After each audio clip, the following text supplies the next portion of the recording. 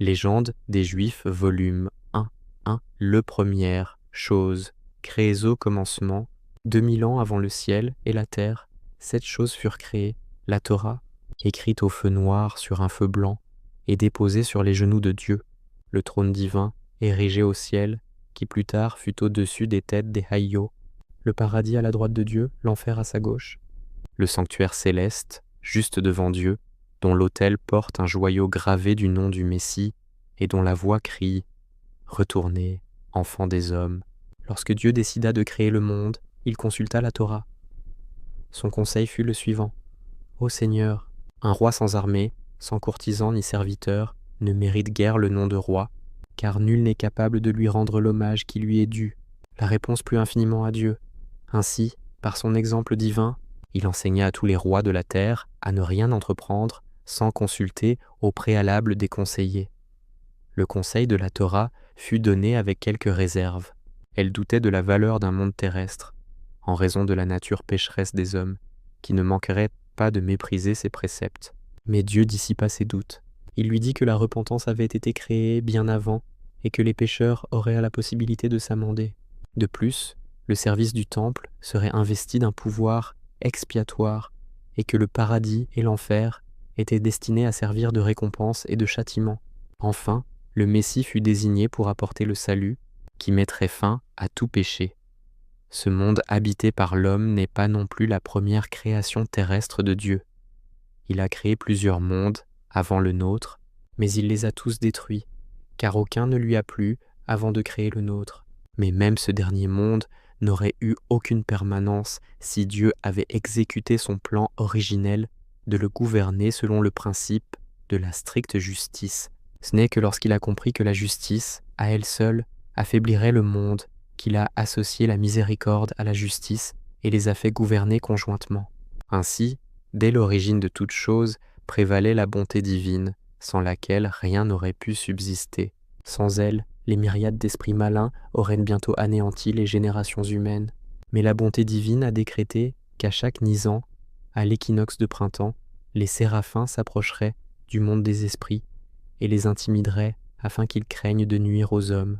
De plus, si Dieu, dans sa bonté, n'avait pas protégé les faibles, les animaux domestiques auraient été exterminés depuis longtemps par les animaux sauvages. À Tammuz, au solstice d'été, lorsque la force des béhémots est à son apogée, il rugit si fort que tous les animaux l'entendent. Pendant toute une année, ils sont effrayés et craintifs, et leurs actes deviennent moins féroces que leur nature. De nouveau, en Tishri, à l'équinoxe d'automne, le grand oiseau zise, bat des ailes et pousse son cri, si bien que les rapaces, aigles et vautours s'abattent et craignent de fondre sur les autres et de les anéantir dans leur cupidité. Et, de nouveau, sans la bonté de Dieu, la multitude de gros poissons aurait rapidement anéanti les petits. Mais au solstice d'hiver, au mois de Tébet, la mer s'agite, car alors le Léviathan crache de l'eau et les gros poissons s'inquiètent. Ils retiennent leur appétit et les petits échappent à leur rapacité. Enfin, la bonté de Dieu se manifeste dans la préservation de son peuple Israël. Il n'aurait pas pu survivre à l'inimitié des gentils si Dieu ne lui avait pas désigné des protecteurs, les archanges Michel et Gabriel. Chaque fois qu'Israël désobéit à Dieu et est accusé de méfaits par les anges des autres nations, il est défendu par ses gardiens désignés avec un tel succès que les autres anges les craignent. Une fois terrifiés, les autres nations elles-mêmes n'osent pas mettre à exécution leurs desseins pervers contre Israël, pour que la bonté de Dieu règne sur la terre comme au ciel. Les anges de la destruction se voient assigner une place à l'extrémité des cieux, d'où ils ne peuvent jamais bouger, tandis que les anges de la miséricorde encerclent le trône de Dieu sur son ordre. L'alphabet, lorsque Dieu s'apprêtait à créer le monde par sa parole, les 22 lettres de l'alphabet descendirent de la terrible et auguste couronne de Dieu, où elles furent gravées d'une plume de feu flamboyant. Ils se tenaient autour de Dieu et l'un après l'autre parlaient et imploraient « Crée le monde par moi ». La première à s'avancer fut la lettre Tau. Elle disait « Ô Seigneur du monde, puisse-t-il être ta volonté de créer ton monde par moi, puisque c'est par moi que tu donneras la Torah à Israël par la main de Moïse, comme il est écrit. Moïse nous a prescrit la Torah. Le saint, béni soit-il, répondit « Non ». Tao demanda « Pourquoi pas ?» Et Dieu répondit « Car dans les jours à venir, je te placerai comme un signe de mort sur le front des hommes. » Dès que Tao entendit ces mots sortir de la bouche du saint, béni soit-il, il se retira de sa présence, déçu. Le Shin s'avança alors et implora « Ô Seigneur du monde, crée ton monde par moi, puisque ton propre nom Shaddai commence par moi. » Malheureusement, c'est aussi la première lettre de Sho, mensonge, et de Sheker, fausseté, ce qui l'invalida. Resh n'eut pas plus de chance. On fit remarquer qu'il s'agissait de l'initiale de Ra, méchant, et de Racha, maléfique, et que, par conséquent, la distinction dont il jouissait d'être la première lettre du nom de Dieu, Raoum, le miséricordieux, était vaine. Le coffre fut rejeté, car Kelala, malédiction, l'emporte sur l'avantage d'être la première lettre de Kadosh, le saint. En vain Zad attira l'attention sur Zadik, le juste. Zaro, les malheurs d'Israël, témoignaient contre lui. Peu avait Podé, le Rédempteur, à son actif, mais Pécha, la transgression, le déshonorait. Inde fut déclaré impropre, car, bien qu'il commence par Anawa, l'humilité, il rend le même service à Erwa, l'immoralité.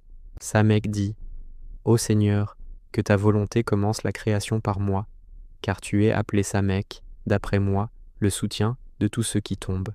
Mais Dieu dit « On a besoin de toi là où tu es, tu dois continuer à soutenir tous ceux qui tombent. » Non introduit Ner, la lampe du Seigneur, qui est l'esprit des hommes. Mais il introduit aussi Ner, la lampe des méchants, que Dieu éteindra. Même commence par Mélek, roi, l'un des titres de Dieu. Comme il s'agit de la première lettre de Mehuma, la confusion aussi, il n'avait aucune chance d'accomplir son désir. La revendication de Lamed portait en elle-même sa réfutation. Il avançait l'argument qu'il s'agissait de la première lettre de l'U-O, les tables célestes des 10 commandements. Il oubliait que les tables furent brisées en morceaux par Moïse. Kaf était sûr de la victoire. Qui sait, le trône de Dieu, Kabod, son honneur, et Keter, sa couronne, commencent tous par lui. Dieu dut lui rappeler qu'il frapperait des mains, Kaf, de désespoir face au malheur d'Israël. Yod semblait à première vue la lettre appropriée pour le commencement de la création, en raison de son association avec Yah, Dieu, si seulement Yezer Hara, le mauvais penchant, n'avait pas aussi commencé par cela. Tête est identifié à Tob, le bien. Cependant, le véritable bien n'est pas de ce monde. Il appartient au monde à venir. Était-ce la première lettre de Hanoun, le miséricordieux? Mais cet avantage est contrebalancé par sa place dans le mot pour péché, Hata. Zaïn suggère Zakor, souvenir, mais il est lui-même le mot pour arme, celui qui fait le mal. Waw et lui composent le nom ineffable de Dieu.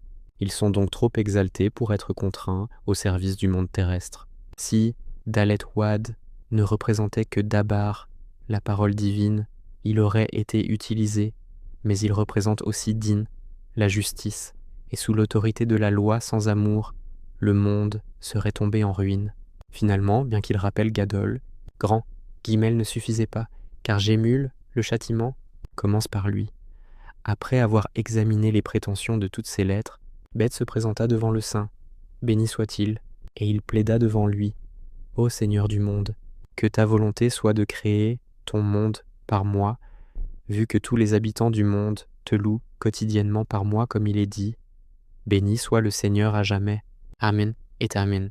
Le saint, béni soit-il, exauça aussitôt la requête de Bé.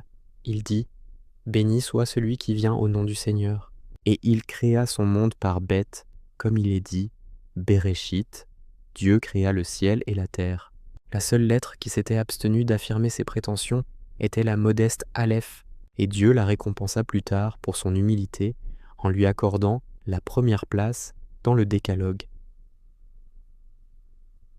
Le premier jour de la création. Dieu créa 10 choses, les cieux et la terre, Tohu et Bohu, la lumière et les ténèbres, le vent et l'eau, la durée du jour et la durée de la nuit.